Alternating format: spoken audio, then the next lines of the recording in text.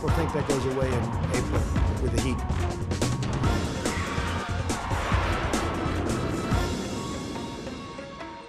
Hello, welcome to Planet America. I'm John Barron. And I'm Chaz Licciardello. This week, that's the ticket. Joe Biden announces his running mate. We'll get the latest reaction. Meanwhile, the president keeps warning about the risks of mail-in voting. Turns out he might have a point. But first... We're now just 83 days away from the US presidential election and 5 days from the Democratic National Convention, which will nominate former Vice President Joe Biden as the Democratic candidate against Republican Donald Trump in November. Anticipation has been building for weeks. Who would Biden's vice presidential running mate be? California Senator Kamala Harris, former UN Ambassador Susan Rice, maybe Congresswoman Val Demings or Karen Bass. Turns out we were right the first time. Biden's best friend Chris Dodd was on the VP search committee. This is what he told us that Biden was looking for back in mid-April. A strong person, a person competent who could do the job, and a person who will understand they're the number two, much as Joe Biden was. So, capable and loyal, but we know from recent leaks that Chris Dodd was not convinced Kamala Harris would be loyal, telling a Biden donor last month that she had no remorse for attacks on Biden during the primary, like when she criticised Biden's opposition to federally mandated busing to desegregate schools. You know, there was a little girl in California who was part of the second class to integrate her public schools, and she was bused to school every day.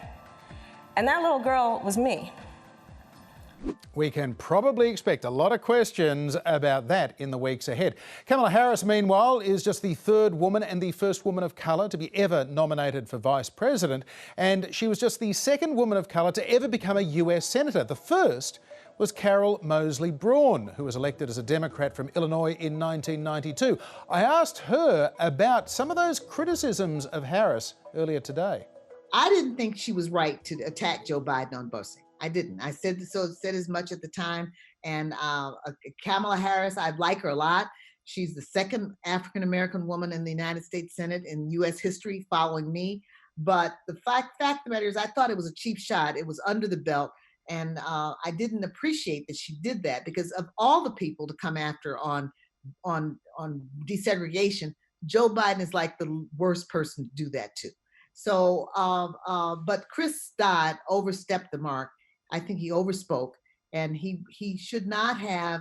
I mean, I don't know what he meant about she wasn't grateful or whatever. I don't know what he was looking for. And here is her advice to Biden's running mate. I think this first thing is to understand that it's not personal. And so you really have to kind of gird yourself to address, not to let any challenges go unanswered, but gird yourself for the onslaught of garbage. Because people are going to come at you with all kinds of unfairness and untruths and whatnot, and you just can't let it knock you off your own game. You have to be authentic, tell the people the truth, get out there and talk about what you believe and show people how you're going to do what it is you say you're going to do. So I think if you do that and you stay authentic and stay connected to the voters, she'll be all right. Oh, there'll be garbage, all right. Mm-hmm. And here's President Trump's reaction to the Harris nomination. As far as Kamala is concerned, she's a big tax raiser. She's a big slasher of funds for our military, and she's got a lot of difficult things that she's going to have to explain. Going through the motions a bit there, John. I think he might be bored of Harris already. Oh, he's just getting warmed up. Well, for more on today's big announcement, joining us from Washington is Nera Tanden, president of the Center for American Progress. She's advised Democratic presidential candidates from Dukakis in '88 to Hillary Clinton 4 years ago. Nera, welcome back to Planet America. It's so great to be with you. So, Kamala Harris, not a surprising choice, but certainly an historic one. How do you feel about it? I'm thrilled. I mean, obviously it's historic as the first African-American woman VP nominee, but she's also the first Indian-American nominee.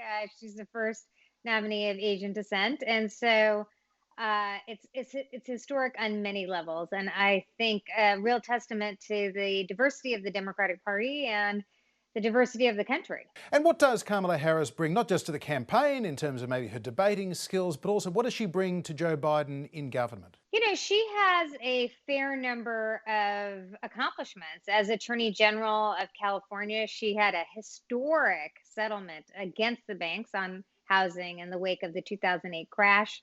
She has a deep record on policing issues, on civil rights issues, but also criminal justice issues. As a prosecutor, she's really balanced the need to protect the community, serve the community, make sure communities are safe, with policing reforms that do that as well. Accountability for police that also make sure communities are safe. This has been an attack line of Trump's against Democrats, and I think she'll be, as an African American woman prosecutor, I think she will have excellent opportunity to go on the offense against Trump on these issues. And I wonder, Nera, as a prominent Democrat yourself, were you consulted by Chris Dodd or anyone on the committee about your preferences for this VP pick? I communicated my views to the campaign, but not to Chris Dodd. We heard those reservations that Chris Dodd apparently expressed about Kamala Harris not having remorse, being too ambitious. That rankled a number of female Democrats. How did you feel about that? It rankled me. I mean, there's ambition. We shouldn't have a vice presidential nominee who doesn't have any ambition. Joe Biden was the vice president for Barack Obama and ran for president. He's an ambitious man. Ambition is not a negative, and it shouldn't be a negative just for women. So but I also think this is another sign of strength for Vice President Biden. He wants ambitious women around him. He wants strong people around him, but he sees them as an asset, not a weakness. Now, black voters didn't seem to have a lot of love for Kamala Harris when she was running for president, but do you think she might make a difference to black voters as a vice presidential nominee? Absolutely. I do think throughout the primary, voters were deeply anxious, strategically thinking about who the best candidate was to run against President Trump. I think a lot of people are anxious that the country, that he's a very divisive figure.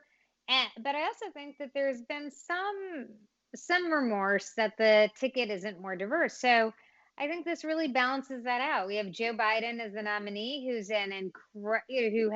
who's doing very well, has a long record, is really trusted, and truly, even though he's sustained all these attacks, he has a positive approval rating still, and he has a lot of warmth and support in the country. And so I think for Kamala going forward, I think she has real opportunities to build on that. Something that you, Biden and Harris all have in common are plenty of scrapes with the Sanders left. But is Biden taking a risk here of a stay-home factor by selecting someone that the far left aren't fans of at all? Well, the challenge for Joe Biden is that he has to pick a nominee that can win in November and really appeal to a broad coalition, both the left but also moderate voters. And I think what's great about Senator Harris is that she does do that. I mean, we've seen it in comments throughout the day. Never Trump Republicans very excited about voting for her. And there are plenty of Sanders people who are excited about voting for her as well. Faz Shakir, the campaign manager for Bernie Sanders, came out saying that she's a great progressive and that she'll be a great vice president. So I think actually there is a broad coalition that supports Senator Harris. She had a very progressive record in the Senate. She'll be a progressive champion as vice president. And outside of a few voices that are very loud in the funhouse mirrors of Twitter, the vast majority of Democrats and progressives are enthusiastic about the Senator Harris's candidacy. Nera Tanden, great to talk to you again. Thanks for your time. Thank you so much. With the VP settled, the other wild card in this election may well be Joe Biden himself. He has a well-earned reputation for making gaffes that get him into trouble. This week, he was trying to draw a distinction between African-American voters and Latino voters during a forum with African-American and Latino reporters. What you all know, but most people don't know, unlike the African-American community, with notable exceptions, the Latino community is an incredibly diverse community with incredibly different attitudes about different things. You go to Florida, you find a very different attitude about immigration in certain places than you do when you're in Arizona. Now, while it is true to say there is a big difference between, say, anti-communist Cuban expats living in Florida and progressive Mexican Americans in Arizona, that rather ignores the differences that exist between an African-American 10th generation descendant of slaves in Mississippi and maybe recently arrived Sudanese refugees in Minnesota. Either way, President Trump saw an opportunity. I just watched the clip, and Joe Biden this morning totally disparaged and insulted the black community. What he said is incredible, and I don't know what's going on with him, but it was a very insulting statement he made. And then, in a pure Biden move, he backed over and clarified his gaffe by essentially repeating it. We can build a new administration that reflects the full diversity of our nation and the full diversity of Latino communities. Now, when I mean full diversity, unlike the African-American community and many other communities, you're from everywhere, from Europe, from the tip of South America, all the way to our border in Mexico and in the Caribbean. Stop fixing things, Joe! By the way, there is a context to all this. Even when Biden had double-digit leads 6 weeks ago, the one group he consistently underperformed in was Latinos. For example, in the NPR poll, he scored 59% with Latinos compared to Clinton in 2016, who won 66% of the Latino vote. So that is why he's pandering so hard. And gaffes like that are part of the reason he needed to pick a black VP. Yes, but then yesterday, Chaz, President Trump himself put in a strong late entry for Gaffe of the Week. After being briefly bundled out of the briefing room because of a shooting near the White House grounds, President Trump then gave this rather unique take on history. In 1917, they say, right, the great pandemic certainly was a terrible thing where they lost anywhere from 50 to 100 million people.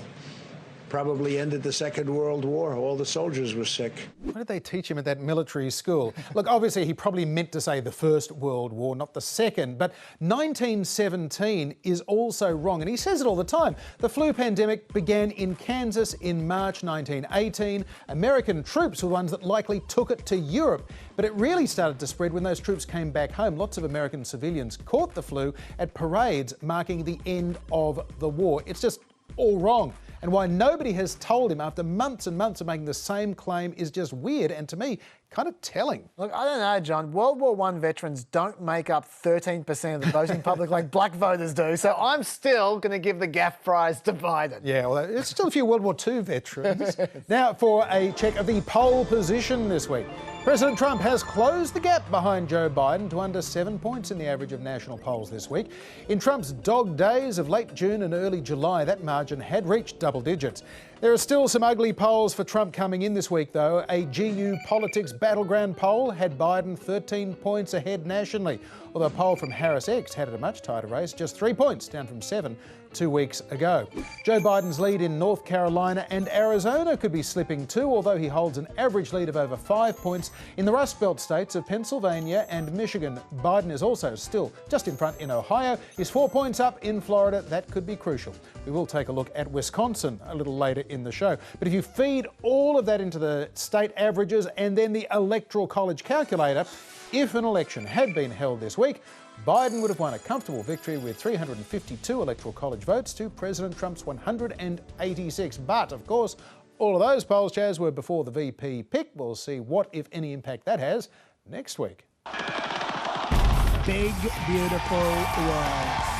Over 76% of American voters can potentially vote by mail this year, leading to what the president calls the most rigged election in our nation's history. But he has said that Florida's election system, at least, is safe and secure. So he's not against all mail-in voting. He seems to focus more on those states that send out ballots automatically to all registered voters without them having to ask for them. So is that practice rigged? Well, firstly, these are the only states that are going to be sending out mail-in ballots automatically this year. None of them are expected to be close.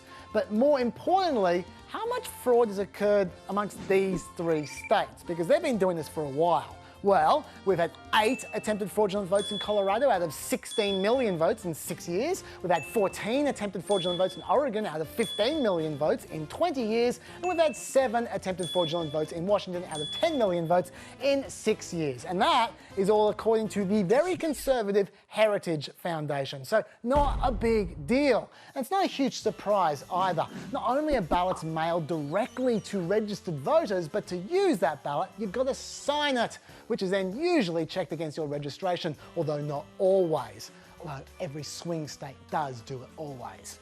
And then these states have even more bars to clear before the vote counts. Note, 3 swing states here require witness signatures as well. But the best part about mail-in voting is if there is any funny business, there's a literal paper trail there that can be audited. So take that election that had to be reheld in North Carolina 2 years ago because of fraud. They only discovered that fraud because of an absentee ballot audit.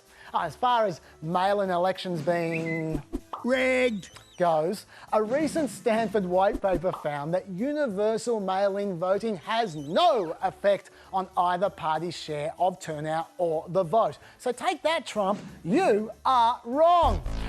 Except he also said that mail-in voting results could take days, months, or even years to settle, and, well, maybe not years, but days or months?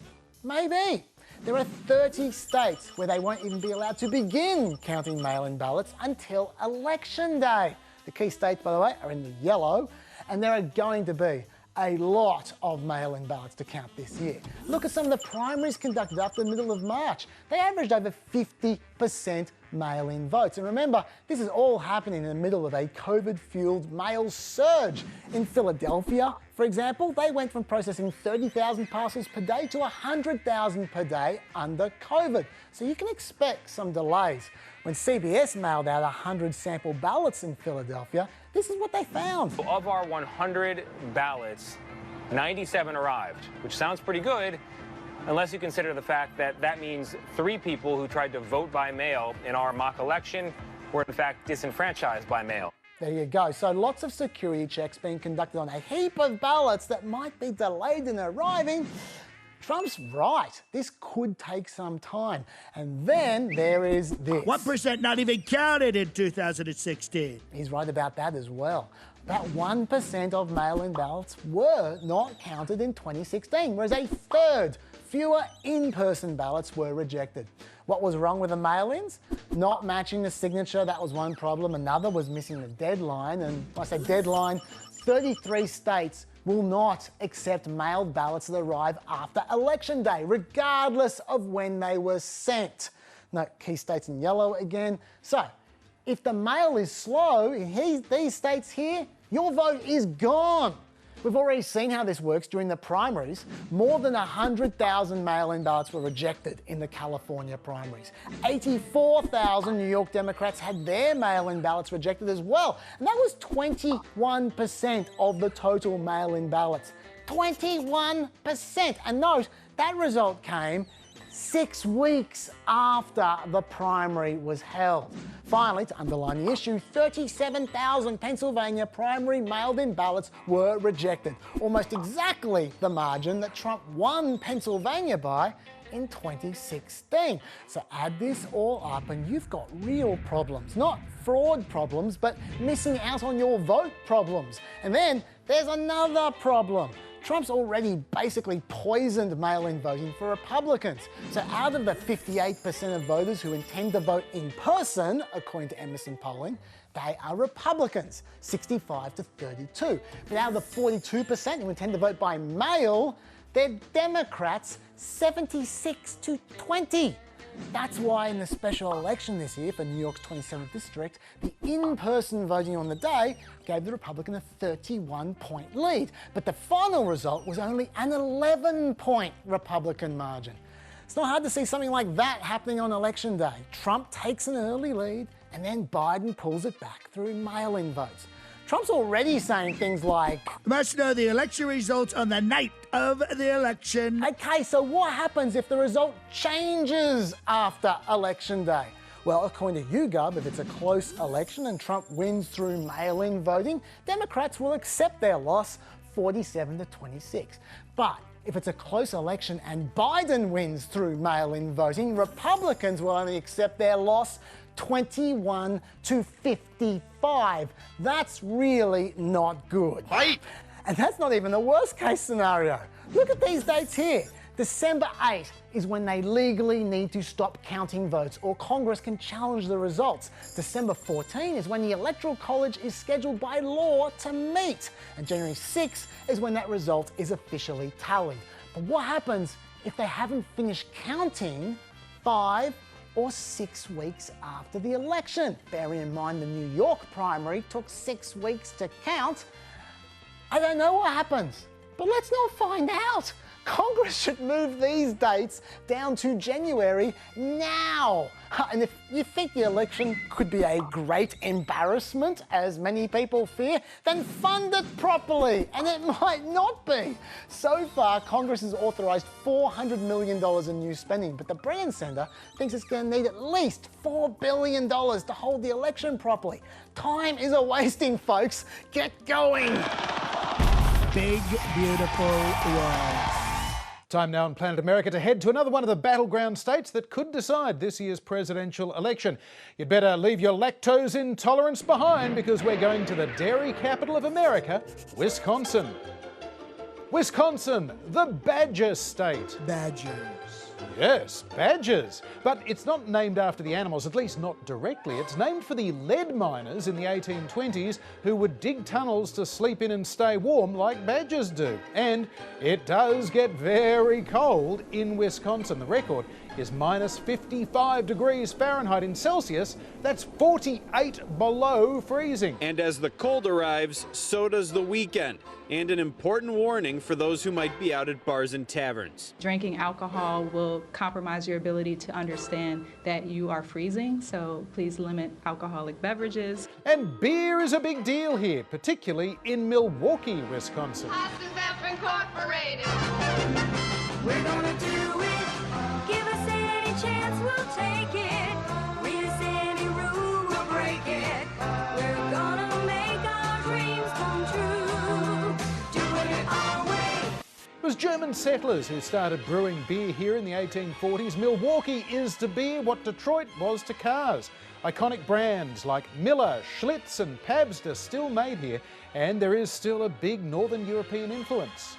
Wisconsin also grows most of America's cranberries and ginseng.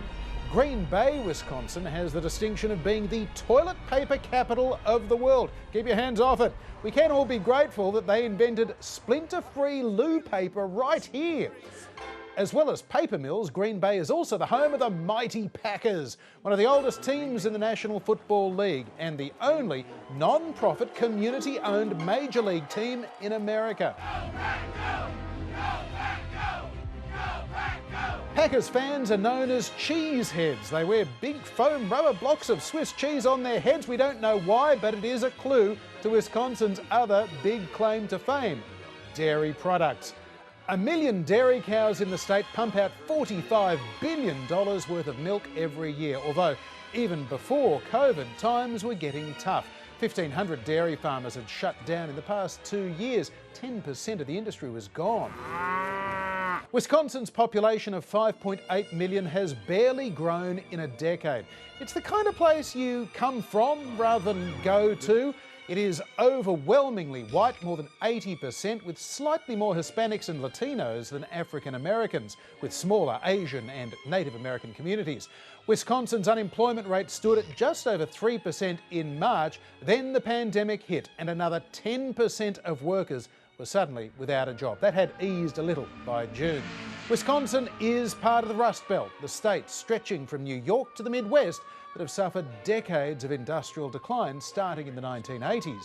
The heavily unionised white working class was seen as a part of the Democratic Party's blue wall until 2016, when Republican Donald Trump sprung a major surprise. CNN now projects that Donald Trump will carry the state of Wisconsin. He will win Wisconsin with its 10 electoral votes. He's cracked the so-called blue wall that Hillary Clinton had tried to create. That blue wall had held since 1984. Trump was the first Republican since Reagan to carry the Badger State. Hillary Clinton famously failed to visit Wisconsin even once during that general election campaign. But this year, President Trump's poll numbers are not looking so good. In the average of polls, he's trailing Joe Biden by around 5 points. Not out of reach, but still a stretch in a state that could prove to be the tipping point in November. So, President Trump is giving them a lot of love and a lot of defense contracts. The Democrats in the USA are much tougher to deal with than any of these people that we deal with. They're far more unreasonable, and actually they're a little crazy. Whoever wins Wisconsin's 10 electoral college votes will have gone a long way to winning the White House for the next 4 years.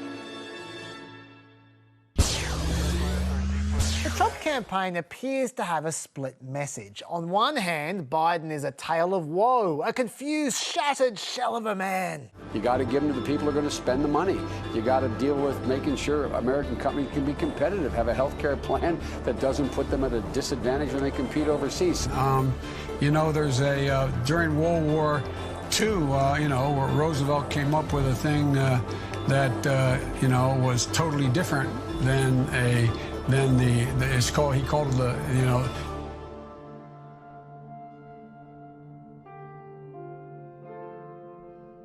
Very poignant. But then in other ads, Biden's a dangerous extremist trying to foist the end times on America. They riot, loot, take over cities. And now the radical left wing of the Democratic Party has taken control. Joe Biden stands with them and embraces their policies.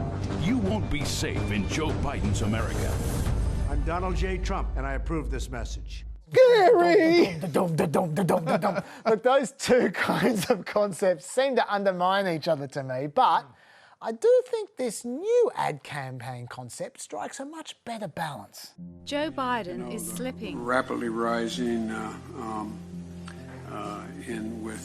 Now 77 years old, he's diminished, confused. About everything except his sinister plan to destroy America with a radical left agenda. He's going to raise your taxes, disband the police, and Gets so very tired, Joe can barely stay awake, hiding alone in his basement. cooking up a plan, a dystopian future where he Has a nap. Biden is a treasonous dictator. senile puppet. He's Godzilla, Meets Captain Snooze, a drowsy tyrannical mastermind who'll crush you. with his gaffes. Joe Biden, he's playing 3D chess. Because he lost his marbles.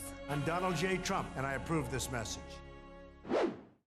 Finally this week to the coronavirus pandemic and how the numbers looking, Chaz. Look, very stubbornly hanging in there, to be honest, John. The daily cases have levelled out at about 55,000 cases a day, and the daily deaths have levelled out at about 1,000 deaths a day, which is better than it was, but with the cooler weather only a month or two away now, they need to get that baseline down fast. Biden's campaign certainly seems ready to ride this issue all the way to November. We're building the wall. We're building the wall. We're building the wall. Don't even think about it. We will build the wall. Don't even think about